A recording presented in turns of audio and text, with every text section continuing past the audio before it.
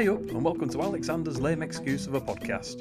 In a feeble effort to keep my minor relevance alive during the endless and costly refurbishment we're doing at the cafe, I've decided to talk about some gastronomic history that might be mildly interesting to some and flat out boring to most. Having been a chef for 24 years, I find ways to help me cope with the long hours, heavy stress, and all the other stuff that comes with a job. And one way for me is delving into the history of it. I find it proper interesting, the places that food and drink come from, the people, the cultures, and the points of time that force change on how we consume and the rituals of how we do it. Most of what I spout is already in my head, and I've plugged the gaps with books and Google. I left artificial intelligence out of this because, no offence, I find it hard enough with regular intelligence. To keep it relatable for most people, I'll start off with something soft and have a look at something that stirs up the rich history behind the world's favourite dark, caffeinated beverage, coffee. Take a sip of whatever's in front of you. It's probably a cold brew, a latte, or just a strong espresso. And let's travel back to the very beginning. Our story begins, as so many great stories do, with a legend. The place is the ancient highlands of Ethiopia, specifically the Kaffa region, the very name that gave its coffee the sound that it's got today. The time was the 19th century. No, it wasn't. The time was the 9th century. Imagine a simple, honest goat herder named Caldi. Caldi had a good life, but one day he noticed something strange. His normally placid flock was behaving like an erratic set of teenagers. They were practically dancing. Where did this boundless energy come from? Caldi tracked their movements and discovered that they were nibbling on a bright red cherry of a particular shrub. Curious, Caldi tried the fruit himself. A very brave move. The effect was immediate, a wave of vitality and alertness unlike anything he'd ever felt. He shared his discovery with the local monks, and their reaction? Less than enthusiastic. One monk even declared the berries the devil's work, dramatically hurling them into a fireplace. As the flames consumed the cherries, a new, enticing aroma filled the air, a heavenly scent of roasting beans. The monks, now intrigued, raked the glowing embers from the fire, crushed them and mixed them with hot water, hoping to preserve the new discovery. What they tasted was a bitter but invigorating brew. The drink helped them stay awake during the long nights of prayer, and just like that, the first cup of coffee was born.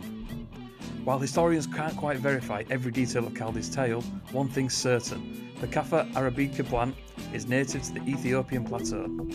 From these ancient forests, the coffee bean began its remarkable journey.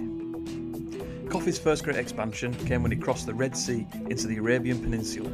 By the 15th century, cultivation had firmly taken root in Yemen, thriving on the mountain terraces. The port city of Mocha became a bustling, highly guarded epicentre of the world's coffee trade. But coffee wasn't just a crop, it became a cultural force.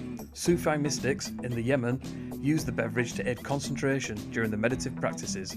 Soon, coffee moved from the monasteries and into the marketplace. By the 16th century, the first true coffee houses began to spring up in cities like Mecca, Cairo and Constantinople. These weren't just places to grab a quick drink. No. They were revolutionary hubs of intellectual and social life, the schools of the wise. Men would gather to discuss politics, listen to music, play chess and exchange gossip, all over a steaming cup of coffee. They were so vital that the authorities often viewed them with suspicion, attempting to ban the drink for fear of sedition and unrest. But the power of coffee proved stronger than any decree. For nearly 2 centuries, the Arabian world held a strict monopoly on the coffee supply. All the exported beans were deliberately boiled or sterilised to prevent germination, something that definitely, absolutely doesn't happen with crops these days. But where there's demand, there's always a way.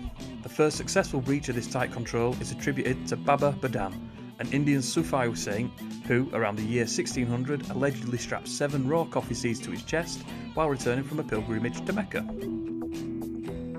From there, coffee made its way into Europe. Venetian merchants, famous for the spice trade, introduced the exotic wine of Araby to Italy.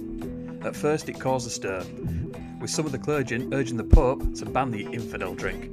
But after tasting it for himself around 1600, the Pope reportedly declared, "This Satan's drink is so delicious that it would be a pity to let the infidels have exclusive use of it." He gave it his blessing, and coffee was officially Christianised. The true game changer, however, was the Dutch.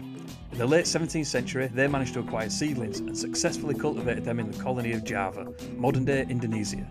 This marked the beginning of large-scale coffee plantations and the end of the Arabian monopoly. It also gave us the enduring name of the great coffee blend, Mocha Java. From Java, the coffee plant was carried to the Caribbean, South America and beyond, establishing vast plantations that would change the global economies forever. Today, billions of cups are brewed every single day, fueled by the chance discovery of an Ethiopian goat herder centuries ago. From mystical energizers for the monks to a social catalyst for the Ottoman coffee houses, and finally, the global commodity that fuels your morning commute. Coffee's history is a story of adventure, commerce and culture. The social love of coffee has transcended generations and sat on the table at some of the greatest moments in history. Like a silent waiter loitering in the background of history, coffee has seen the rise and fall of empires and has pulled mankind through some of its darkest days. So why not join us at Alexander's next time you're in Cookridge and bear witness to the hot steaming brew that might well have laid dormant for another 1,000 years had it not been for some hyperactive goats. Thanks for letting me waste your time for a bit. We'll have to do this more often. Alright, Sithee.